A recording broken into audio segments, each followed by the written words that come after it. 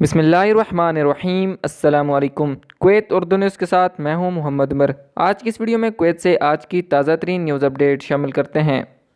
खबर है कि कर्नल मोहम्मद कबाज़ार की सरबराही में नारकोटिक्स कंट्रोल के जनरल डिपार्टमेंट ने एक नामालूम अमरीकी शहरी की जानिब से मुल्क में 1 किलो चरस स्मगल करने की कोशिश को नाकाम बना दिया है।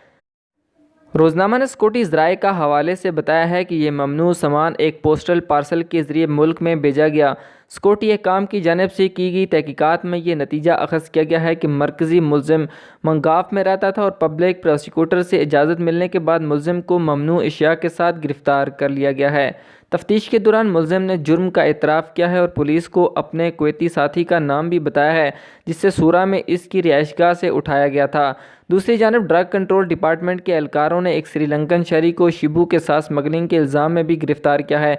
उसे जुलेब अल शुएख में गिरफ़्तार किया गया था और पुलिस ने उसके शिबू के 100 रूल्स बरामद किए हैं जिनमें से हर एक का वज़न तकरीबन 1 किलोग्राम के करीब था।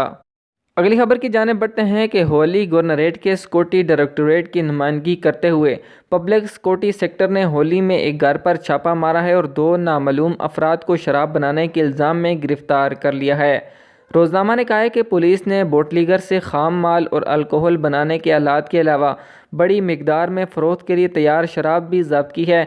एक स्कॉटी ज़राए ने इस घर पर छापा मारा जब स्कॉटी काम को गैर कानूनी सरगर्मी की इत्तला मौसूल हुई थी। दूसरी जानिब माल गनीमत फरोख्त करने के लिए जाते हुए एक हिंदुस्तानी को शराब की बोतलों के कब्ज़े के साथ भी गिरफ़्तार किया गया है।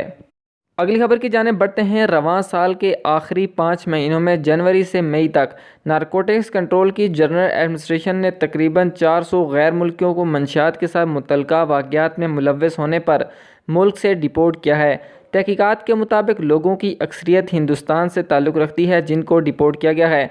तहकीकात के मुताबिक हशीश बुनियादी तौर पर ईरान, इराक़ और शाम से दरामद की जाती है जबकि कैप्टागोन बुनियादी तौर पर लेबनान और शाम से दरामद की जाती हैं। मिस्र और टर्मागोल गोलियां तैयार करता है जबकि फ़िलिपाइन और दीगर एशियाई ममालिक शिबू गोलियां तैयार करते हैं और कुवैत में स्मगल करते हैं।